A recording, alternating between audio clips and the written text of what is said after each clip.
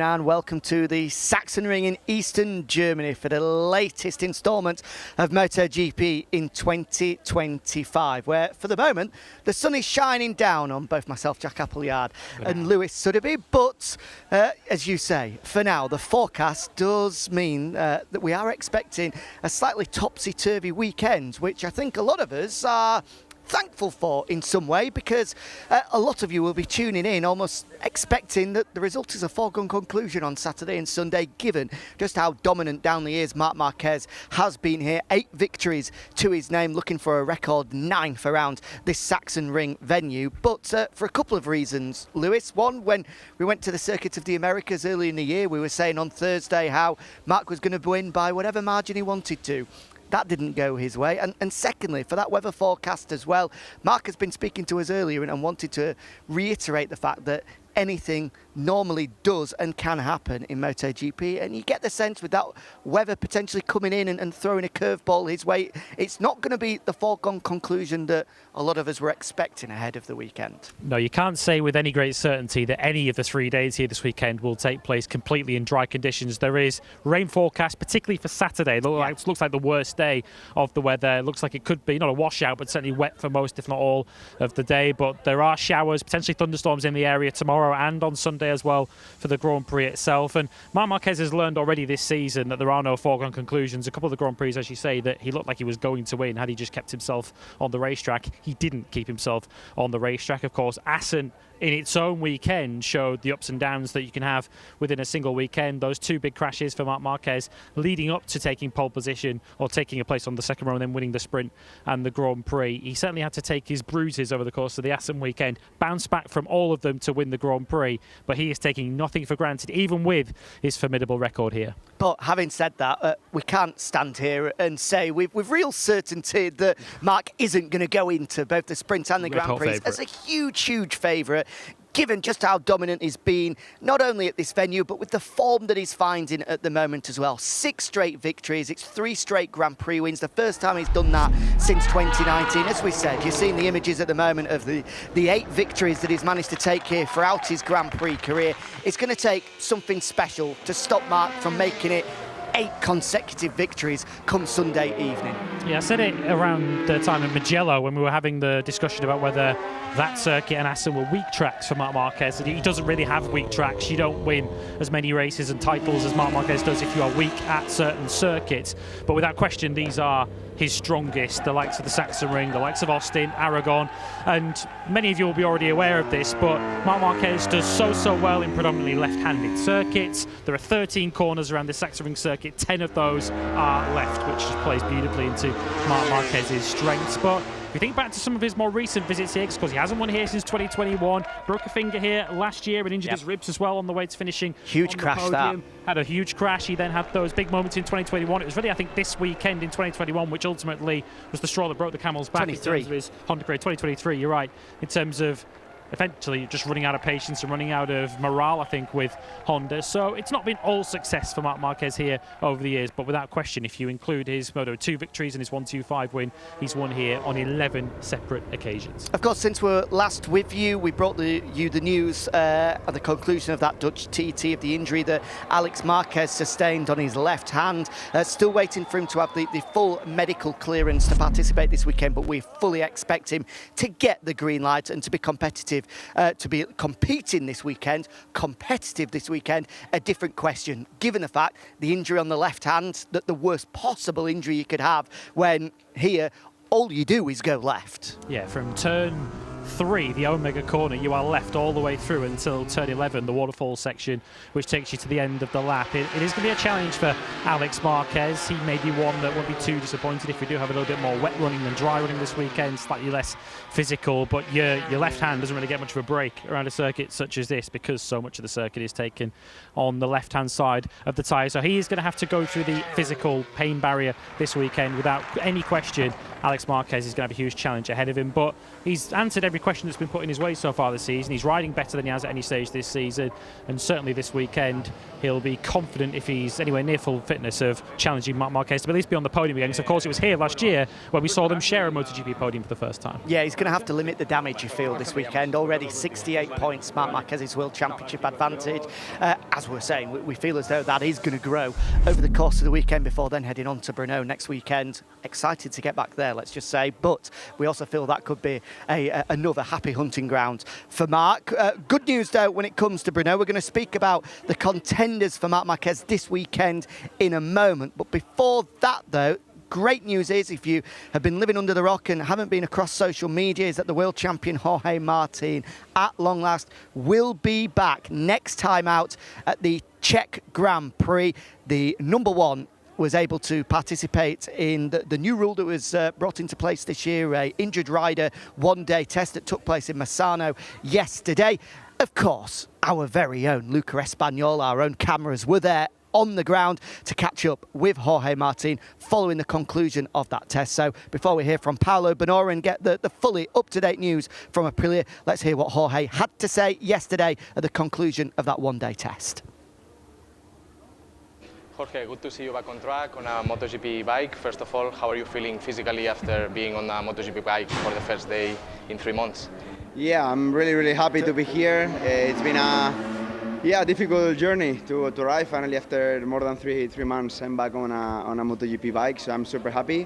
It's a pity that I was injured so many times that we didn't make the whole season, but now we are back. This is the most important thing, and yeah, really looking forward to come back really soon, because the feeling today was great.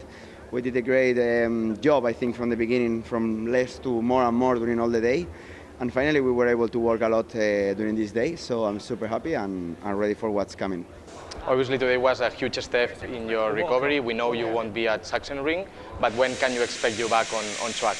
Yeah, well, the plan is to come back in Brno, so I hope everything goes well during this week. I can train in normal circumstances, and I hope to see you all in Brno. Bye-bye. So there we go, words from the world champion himself. We hope to see you all in Brno. Aprilia themselves have then confirmed after that Jorge will be coming to Brno, hoping to get that medical all clear, of course, which he needs to get on the Thursday, before then jumping back on track for the first time since Qatar. And you just hope, with everything going on in the background, all of the troubles that he's had this year, above and beyond everything else, we just want to see him back on track, smiling, enjoying his riding again, because the first 6 months of this year have been torture. They've been horrendous for Jorge Martin. Yeah, if you go through the timeline of Jorge Martin's world title defence, which seems remarkable to say, it almost feels like a lifetime ago that he won the World Championship at the end of last season, crashed after 13 laps in Sepang. We then didn't see him at the Buriram test, didn't see him at the Thai Grand Prix, of course, because he injured himself in training in the lead up to the first Grand Prix there. Returned in Qatar, and of course had the crash there, which saw him hit by Fabio Di Gianantonio and the multiple injuries that he sustained as a result of that, which he hasn't yet returned from. A huge boost for Jorge Martin, and I'm sure he, as much as anyone else, will be keen to start writing some headlines on the racetrack. There's been so much talk about Jorge Martin off the racetrack recently, of course, with the contractual dispute that continues between himself and Aprilia, which as yet is still not sorted, but a huge step. No question about that. Huge step for Jorge Martin yesterday. 64 laps he put in at the Misano World Circuit, Marco Simoncelli, and pretty even split across the morning and the afternoon as well. So he didn't limit his running as the day went on. He continued to put in the laps. So you can't really describe that test as anything other than a success for Jorge Martin. But of course, when he goes back onto a racetrack in a competitive capacity next weekend at Brno, assuming he passes the medical check, there'll, I guess, be a little bit of trepidation from Jorge's and from Aprilia's point of view, of course, because this season just refuses to get going. Every time he thinks he's over those hurdles, another one is put in front of him again. That's the thing. I think next weekend, all they'll want to do, see the checkered flag on Sunday, get some kilometres under the belt, and then they can recoup. They've got another 3 weeks during the summer break to build up that fitness, and then the season will start properly for Jorge when we return in Austria in the middle of August. But it is great to see him back, and we speak about the off-track matters at the moment. Well, I'm sure that is going to be a topic of conversation on both Friday and Saturday. Of course, at around this point, the halfway point of the season, we often get the opportunity to hear from the representatives of every MotoGP team. There's going to be special press conferences taking place at 12:15, both on Friday and Saturday. So mark your cards with that one. You'll be able to watch it live and free on MotoGP's YouTube channel and, of course, on MotoGP.com. And one of them is going to have both Massimo Rivola and Alberto Puig in it. I do hope that whoever's doing the seating plan is putting them next to each other. They'll be arguing over the front row seats. Absolutely. And somebody, I'm sure, from our group of journalists here from around the world, if not, I'll be there ready to ask that slightly ticklish question, awkward question, just to see their responses. But as you say, I mean, it doesn't look like there is an end in sight for that. But with Jorge returning next weekend, I mean, it's inevitable that whole saga is going to overshadow certainly the Thursday. It's the first opportunity most people will have to speak to him, and of course they're going to want to ask him about that. So let's see. There's no rumours, no mutterings as if there's any sort of end in sight between that contract dispute, of course, after it kicked off so wildly last weekend in Assen, first from speaking to Albert Valera, and then with comments coming from Alberto Puig and Massimo Rivola on Sunday as well. I'm sure we'll have a slightly calmer weekend this time around, because it was lively in Assen. It was, and yeah, it was clear that Albert Valera, Jorge Martin's manager, wanted to get a message across. He wanted to update the public and I guess update Aprilia on their position as they see it. But I guess Aprilia, they just want to get their world champion back on a bike and focus on racing once again, because they'll feel at the moment they've got a pretty decent package. Of course, second with Marco Bezzecchi last time out in Assen, albeit a circuit which certainly favours Marco and I think would also favour the Aprilia.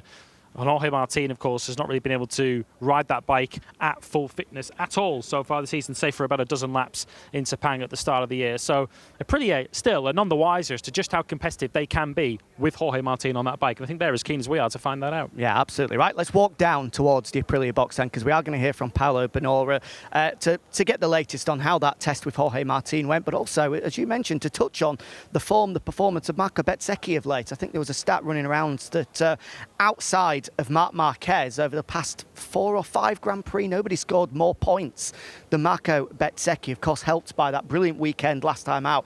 I think probably his best weekend for a good 18 months, definitely since probably India 2023. It was impressive stuff from Marco Bezzecchi. Firstly, to be third on the sprint, and then to back it up with a brilliant ride on Sunday, pushing Marc Marquez all the way. And I think we expect now that Bez has really sort of found his base level. He's worked it out. He's able to be competitive on a Saturday morning, which helps.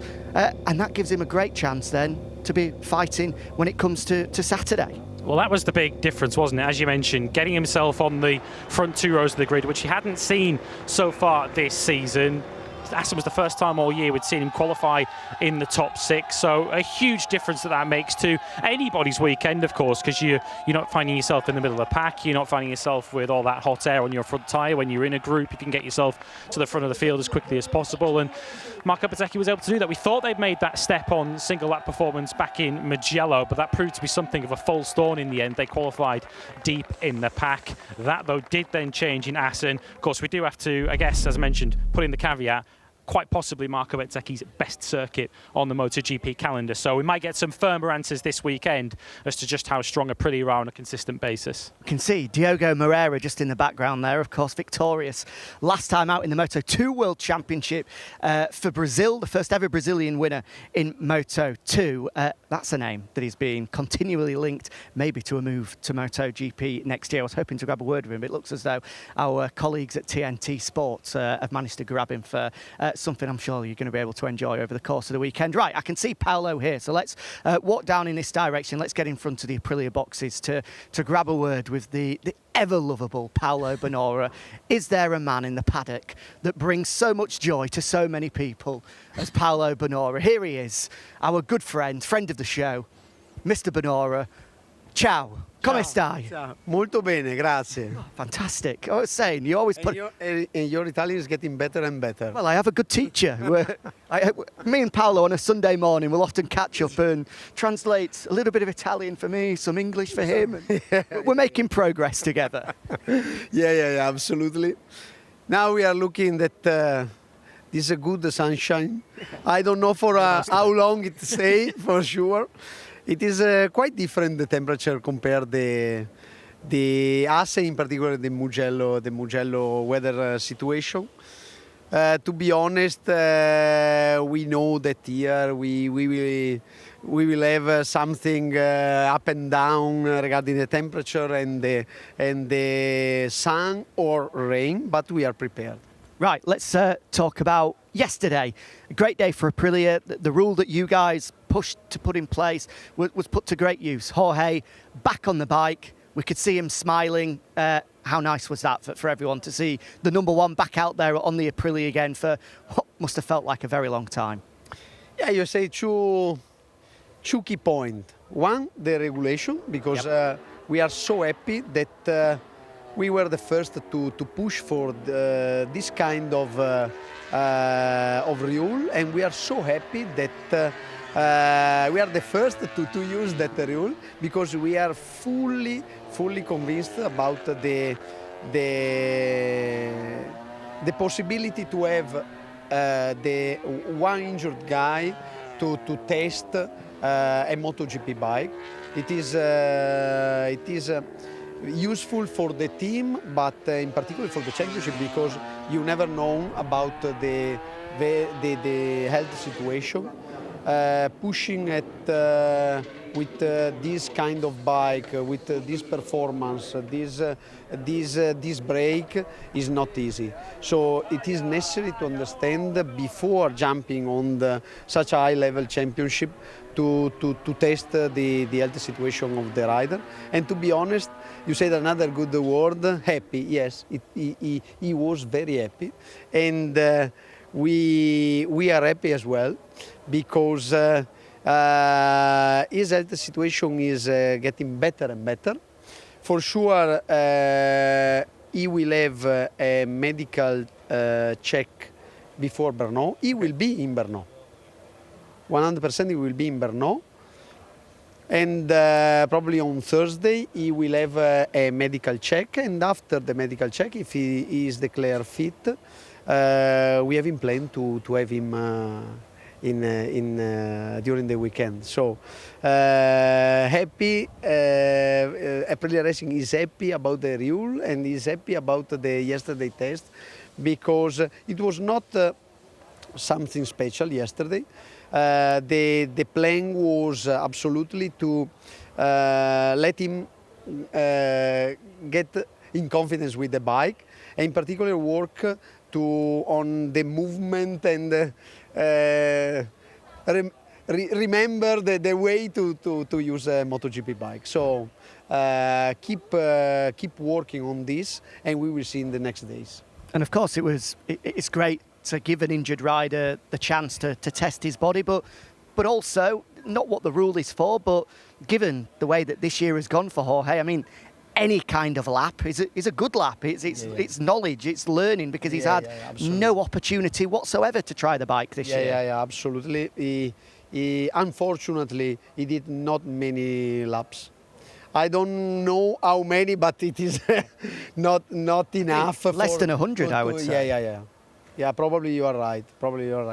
And yes, if he jump, in any case, when he will get into the bike, he will fight with other 20 riders that has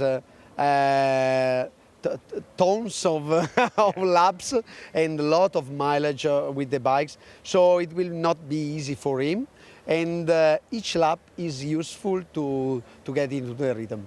Of course, we've been following your progress very closely this season. Jorge potentially returning in a very good moment for the team after what happened in Assen. How closely has he been following the progress? How closely has he been following the development of the bike? And how excited is he to get on an Aprilia that certainly looks like it's increasing in competitiveness? Yeah, this is a good question, because to confirm this, yesterday Jorge said, the bike has improved from the last time that I use it. Since the Qatar GP, he felt immediately that there is something better on the bike, in particular on the stability, because we work a lot on this. And to be honest, we have to say Thanks a lot to Marco Bezzecchi and Lorenzo Savadori as well, because they did a very great job during these first 6 months.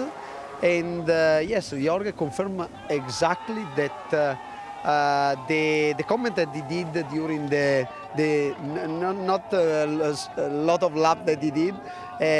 We work on that comment because the comment was exactly the same as the Marco ones and the Lorenzo one. So the Aprilia factory works a lot, and he feels that there is an improvement on the bike. Of course, this is almost a question for next weekend, but does this almost feel with Jorge as if you're entering another pre-season with Jorge? I'm sure as a world champion, as a competitor, he's going to want to come back next weekend and make an impression, but does it almost feel like another pre-season for him, and then you can really make some big steps after the summer break? You are fully right. It is a pre-season for him. As I said before, when you jump on the bike with 20 other riders, with probably 6,000 kilometers in advance of you, for you is absolutely a test. The first laps, you have to understand where is the correct direction to go.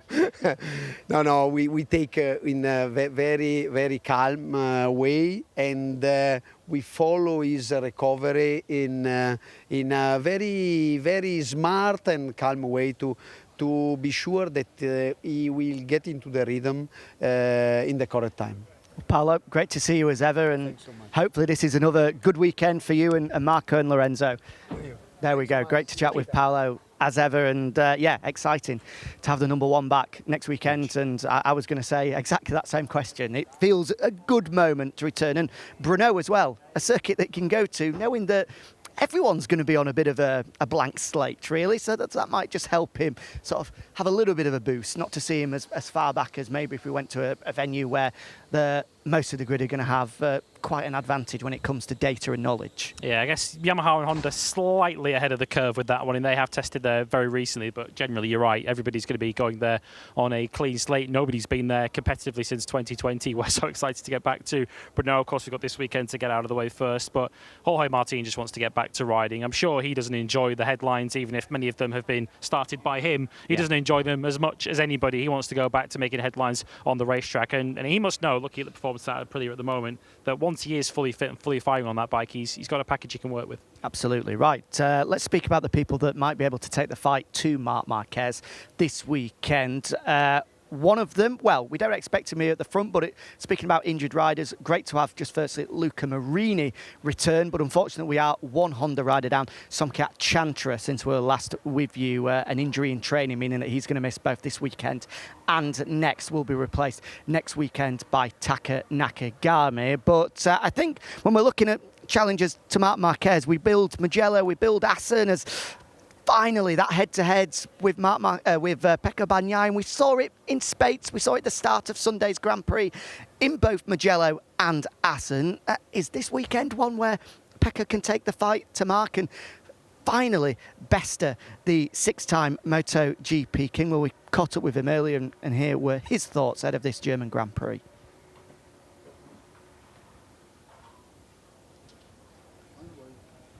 Pecco, this is a circuit that you've had success at before. What's the expectations for 2025 here at the Sachsenring? I think we just need to restart from when we finished in Assen. It's true that in the race the things didn't arrive like I expect, but we were there again for a second weekend in a row fighting for the lead, and this is a great step in front, and taking the positives. We just have the best weekend so far in Assen, so we just need to restart from that point and working well with the team, like we did in Assen, and try to be closer. It's true that Marc in this track is super strong and is the strongest circuit for him, so where is the strongest in the calendar, so let's try to just follow his riding, try to analyze everything during the weekend and be closer. You say about Assen being the best weekend. What made it the best weekend? Was it the feeling? Was it how close you were throughout the majority of the Grand Prix? Something else? I think it's the work we did during the weekend. It's true that my feeling this season is different, and we just need to adapt to it. but we work it in a better way with more laps during the sessions and analyzing more the things. Didn't change too much the bikes during the weekend, and was super useful. So we just need to restart from it and try to copy the same strategy. You mentioned Mark's pace here at the Sachsenring in years gone by. Is that something that you'll be looking at this weekend? Maybe see where he's strong, where he's able to make that difference, and see if you can replicate it?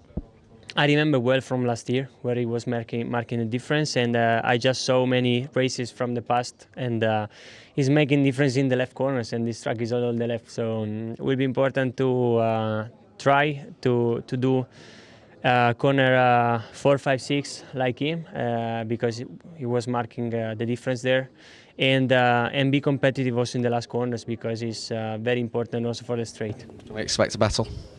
I hope. All the best.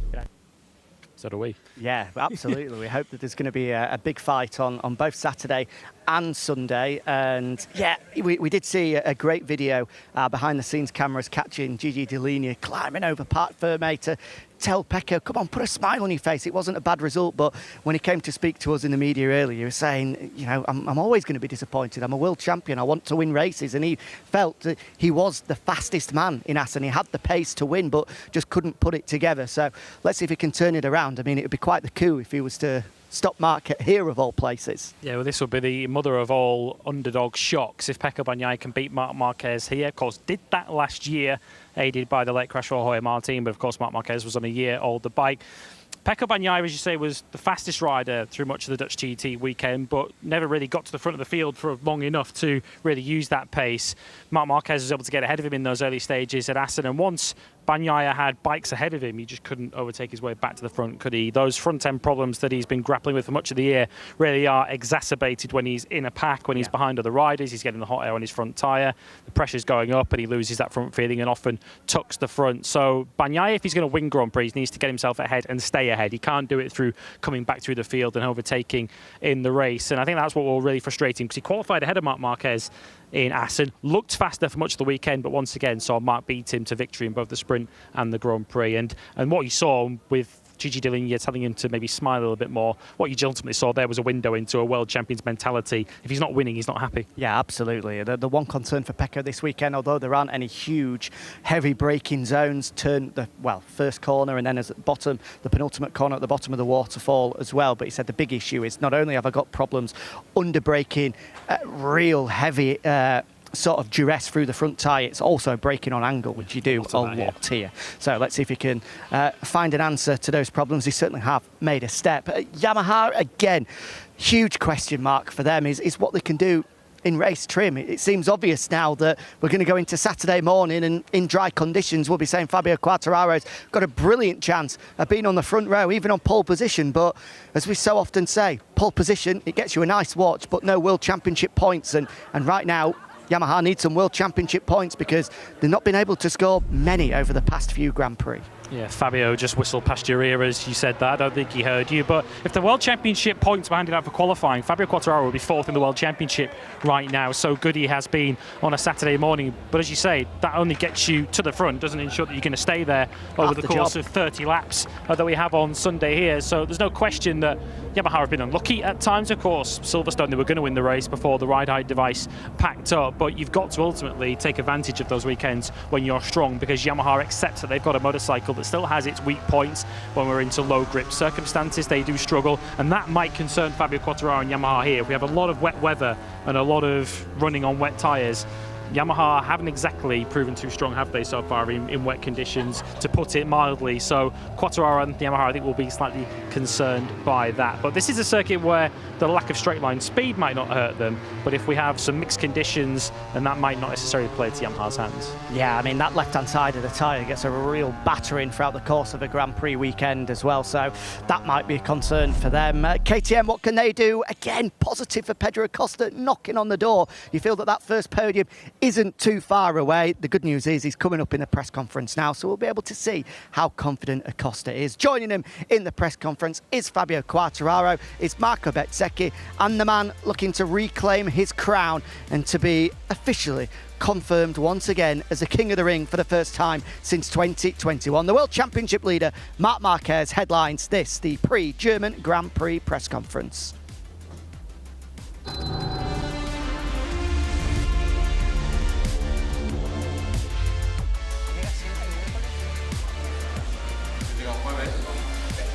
Bueno, porque fuiste en Breno, ¿no? No fui a Breno. Ah, tú no fuiste a Breno. Joder, entonces sí que superstar, ¿eh?